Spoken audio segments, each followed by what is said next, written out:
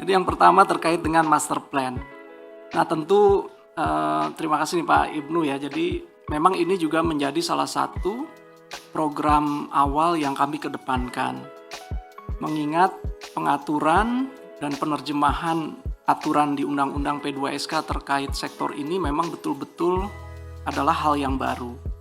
Nah tetapi rekan-rekan sekalian perlu diingat bahwa kita tentu tidak mulai sesuatu dari yang baru sama sekali, karena di dalam sektor IAKD ini juga termasuk di dalamnya adalah melanjutkan dan menguatkan apa yang selama ini sudah dalam konteks kewenangan OJK, yaitu terkait dengan inovasi keuangan digital.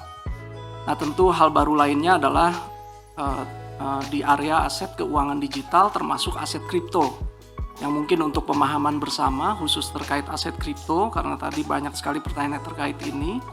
Sebetulnya per hari ini fungsi kewenangan itu masih ada di dalam area kewenangan dari lembaga di bawah Kementerian Perdagangan, yaitu Bapepti.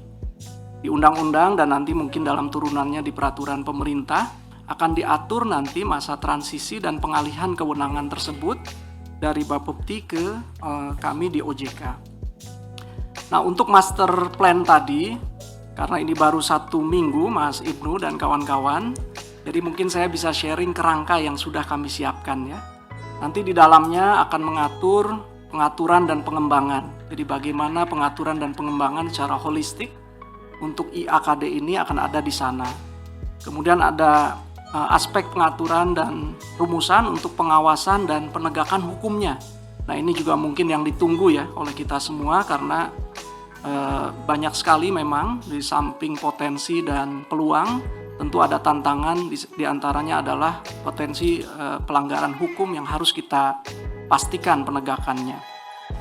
Kemudian tentu perizinan, karena sudah ada KE-nya, jadi nanti tentu di dalam sektor ini akan ada proses pendaftaran, perizinan, dan pengawasan atas perizinan itu yang harus kami rumuskan. Dan ada konten yang juga akan berat dan cukup mendapat perhatian kami, yaitu di fungsi inovasinya nanti.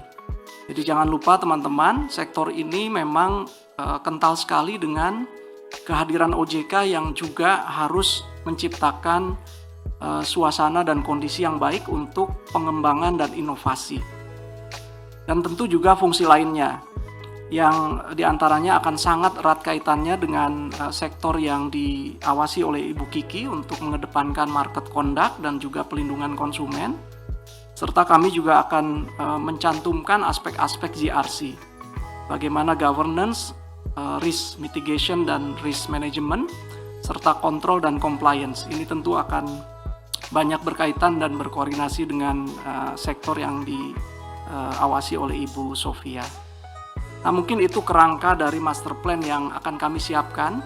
Sekali lagi dalam konteks melanjutkan apa yang sudah menjadi bagian fungsi OJK untuk IKD, Inovasi Keuangan Digital, dan juga menyambut nanti pada saatnya ada peralihan kewenangan terutama untuk aset kripto. Kami setidaknya nanti akan merumuskan 2 hal ya. Yang pertama transition guidelines, jadi bagaimana acuan dan guidelines yang bisa menjadi acuan yang digunakan oleh seluruh stakeholders dalam konteks transisi dan pengalihan kewenangan. Dan yang kedua adalah master plan ini, yang nanti juga pada saatnya akan kami lakukan finalisasinya dengan mendapatkan masukan dari seluruh stakeholders. Nah termasuk di dalamnya mungkin pertanyaan berikutnya dari Mas Ibnu terkait dengan bursa kriptonya gitu ya. Jadi nanti kami juga akan menuangkan dalam master plan itu bagaimana posisi dan guidelines kebijakan OJK terkait dengan melihat salah satu elemen market infrastructure di aset kripto yang saat ini sudah ada proses penerbitan izinnya di Bapepti, yaitu bursa kripto. Kemudian apa yang disiapkan gitu ya untuk pengembangan aset kripto. Jadi sekali lagi nanti juga akan dituangkan di dalamnya ya Pak Ibnu.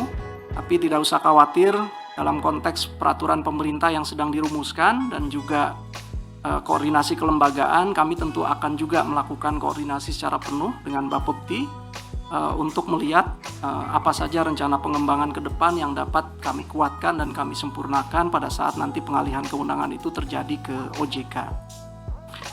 Susah nggak ngajak investor untuk masuk? Ini kayaknya kita melihat sama-sama gitu ya, luar biasa perkembangan investor yang meminati menjadi investor di aktivitas yang terkait aset kripto.